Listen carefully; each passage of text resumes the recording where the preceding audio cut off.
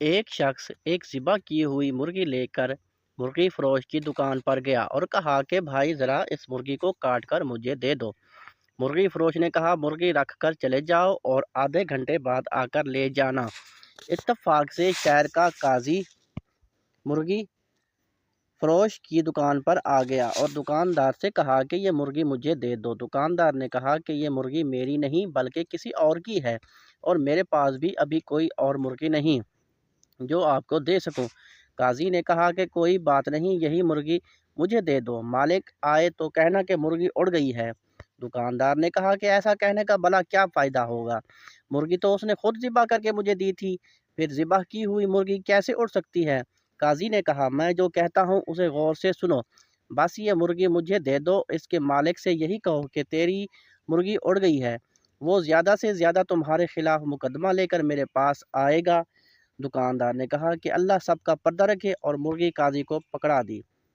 قاضی مرغی لے کر نکل گیا تو مرغی کا مالک بھی آ گیا اور دکاندار سے کہا کہ مرغی کاٹ دی ہے۔ دکاندار نے کہا میں نے تو کاٹ دی تھی مگر آپ کی مرغی اڑ گئی ہے۔ مرغی والے نے حیران ہو کر پوچھا بھلا وہ کیسے؟ میں نے خود ذبح کی تھی، اڑ کیسے گئی ہے؟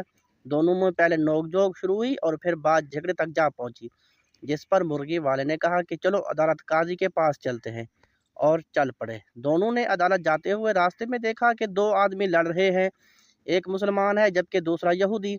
چھڑانے کی کوشش میں دکاندار کی انگلی یہودی کی آنکھ میں جا لگی اور یہودی کی آنکھ ضائع ہو گئی۔ لوگوں نے دکاندار کو پکڑ لیا اور کہا کہ عدالت لے کر جائیں گے۔ دکاندار پر 2 مقدمے بن گئے۔ لوگ مرغی فروش کو لے کر جب عدالت کے قریب پہنچ گئے تو مرغی فروش اپنے آپ کو چھڑا کر بھاگنے میں کامیاب ہو گیا، مگر لوگوں کا پیچھا کرنے پر قریبی مسجد میں داخل ہو کر مینار پر چڑھ گیا۔ لوگ جب اس کو پکڑنے کے لیے مینار پر چڑھنے لگے تو اس نے چھلانگ لگائی تو ایک بوڑھے آدمی پر گر گیا، جس سے وہ بوڑھا مر گیا۔ اب اس بوڑھے کے بیٹے نے بھی لوگوں کے ساتھ مل کر اس کو پکڑ لیا اور سب اس کو لے کر قاضی کے پاس گئے۔ قاضی مرغی فروش کو دیکھ کر ہنس پڑا کیونکہ اسے مرغی یاد آ گئی، مگر باقی 2 کیسوں کا علم ان سے نہیں تھا۔ جب قاضی کو تینوں کیسوں کے بارے میں بتایا گیا تو اس نے سر پکڑ لیا۔ اس کے بعد چند کتابوں کو الٹا پلٹا اور کہا کہ ہم تینوں مقدمات کا یکے بعد دیگرے فیصلہ سناتے ہیں۔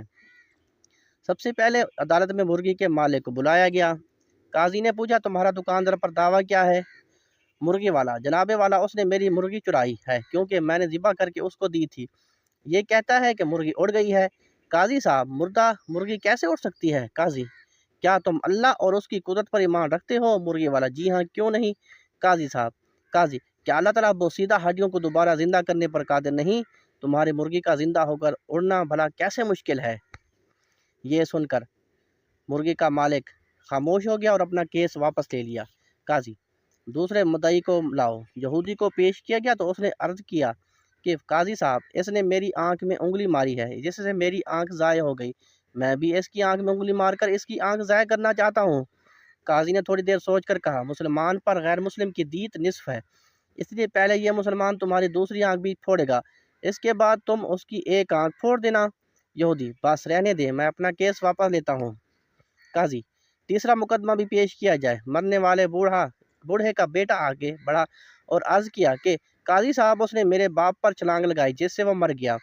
قاضی تھوڑی دیر سوچنے کے بعد بولا ایسا کرو کہ تم لوگ اسی مینار پر جاؤ اور مدعی اس مینار پر چڑھ کر اس مدعی اللہ مرغی فروش پر اسی طرح چھلانگ لگا دے جس طرح مرغی فروش نے اس کے باپ پر چھلانگ لگائی تھی۔ نوجوان نے کہا قاضی صاحب اگر یہ دائیں بائیں ہو گیا تو میں زمین پر گر کر مر جاؤں گا۔ قاضی نے کہا یہ میرا مسئلہ نہیں، میرا کام عدل کرنا ہے، تمہارا باپ دائیں بائیں کیوں نہیں ہوا؟ نوجوان نے اپنا دعویٰ واپس لے لیا۔ نتیجہ اگر آپ کے پاس قاضی کو دینے کے لیے مرغی ہے تو پھر قاضی بھی آپ کو بچانے کا ہر ہنر جانتا ہے۔